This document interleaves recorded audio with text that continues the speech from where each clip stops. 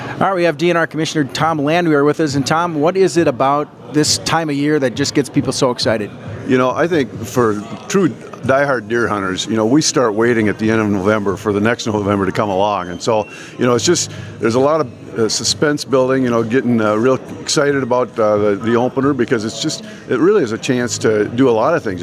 First and foremost, of course, being out deer hunting, and everybody loves to do that, but really get together with friends that you haven't been with for some time and, spend time together. And there's a lot of dark hours, between the hunting hours. And so you do get to spend time with family and friends. And, Minnesota's got kind of a history of deer camps, and that is kind of a unique thing where you really get together and you really spend a lot of time bonding with folks. Okay, so it's also, aside from those traditions and those things, there's also like looking to the future. And then a big part of the DNR is management of the herd, right? Yep. So how's that been going? What's your struggles and the things that you're looking at? Well, for people who hunt regularly, they'll know that last year was a very conservative season because we were rebuilding from 2 successive hard winters. And winters can be really tough on deer. Not only does it make it, likely that some deer will starve to death, but the number of fawns that are dropped the following spring goes down dramatically because the does are so stressed. So last year was a conservative year. This year is still a little conservative because we're still rebuilding that herd, but it's not as tight as last year. We'll harvest more deer this year, and knock on wood, we get a nice mild winter like we did last year. Next year's herd will be in fantastic shape.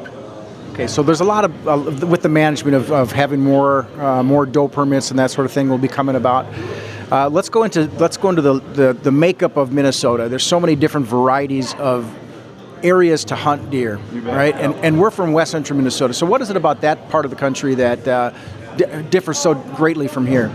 It'd be kind of an oversimplification, but I think you could put Minnesota into 3 buckets. You've got the northeast woods, where the governor's deer opener is this year. There's a lot of forest, a lot of wild land, a lot of deer up there. You get down in the southwest, down to Windham, Worthington area, a lot of crop fields and not much habitat, but you get the Alexandria area. You got real nice mix of farm fields and forests and grasslands and wetlands, and it really is kind of an ideal mix for deer. So we can have a very nice population of deer in that country. There's some available public lands that people can hunt on. Wildlife management areas, waterfowl production areas. Often don't have a lot of trees on them, although many of them do. But deer, they don't really need trees. They will bed down in grass. They'll spend the winter in cattail sloughs, and so it really is good deer habitat from the standpoint of having both cover and that food that they get out of the agricultural field. So, really 3 different kind of ranges in the state of Minnesota, but all of them can be very productive for deer.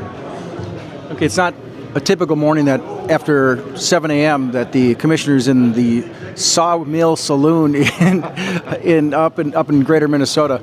So what is it about this season again that you love and that Minnesotans love? It's just for Minnesota. This is not sort of a thing you do. This is the way we are, right? I mean, this deer season, 500,000 hunters in the state of Minnesota. It's an enormous percentage of the population goes out, and it is the chance of being in the woods, and it is a chance of just kind of immersing yourself in nature.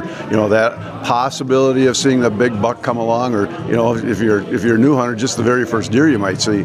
But then again, at the end of the day, getting back and telling the stories. What you'll hear from people is the memories they have of last year. They can talk about last year's hunt, just like it happened yesterday, because it's just so sharp in their mind. They can tell you about every single deer they've ever shot and almost every single deer they've ever seen, because they're just such sharp memories that we're creating on the opener. And the grouse they thought was the biggest buck in the world, probably. Yeah, everyone you see is the biggest. Everyone you miss is the biggest buck there ever was. Okay, this is kind of a little sideline here. Now, my guide is Mike Theodore, Brianna Theodore. So we got this young archer who's a USA team member. Yep. What does it say to have about youth getting into the sport and have someone of that ability? I don't know. I've got my work handed to me to try to find a better buck. Well, first off, archers have to spend a lot of time in the woods because they got to be very close to a deer before they can take a shot. So they spend a lot of time in the woods. They really get to know the woods that way. But, one of the things that the department has been working on is what we call recruitment and retention. You look at the average age of hunters in the state, and it's getting older because young people aren't coming into the ranks like we used to. And I think part of the problem is that there's so many things that can occupy a kid's day today, you know, and it's not just the video games, although that's a bunch, but it's Facebook and Snapchat and all the other things they can do without ever leaving the house. And so there's some very, very active programs that we've got to interest kids, get kids out, get them to at least try it and see if they like it. And one of those programs is the National Archery in Schools program. It really is an exponentially exploding sport, but it brings this chance in every school in Minnesota to engage in archery as a recreational sport, as a letterable activity. And so kids get exposure to, you know, shooting a bow and arrow. And that may be all they ever do. That may be the highest they go, is shooting a bow and arrow at a target. But some of those will become archers. They'll find out, you know, this is kind of fun being an archer, and now I want to try going hunting with it. So it's a way to give kids some exposure, and some of the kids are just absolutely phenomenal. There's an archer right here in town in the Virginia area, a young woman who is just nationally #1. You know, it's like she'll put that arrow in the exact same spot every single time, and so.